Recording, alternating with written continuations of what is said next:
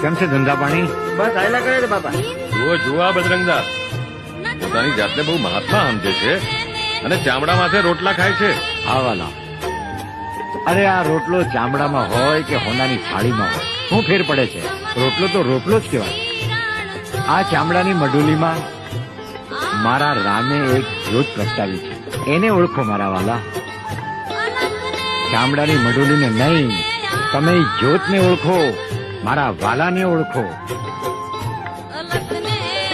આ ટીલા ટપકાને તુલસીજીની માળા અને રુદ્રાક્ષને હોનામાં મઢાવો, પણ મારા વાલા એને પહેરવાની ક્યાં? ગળામાં ને.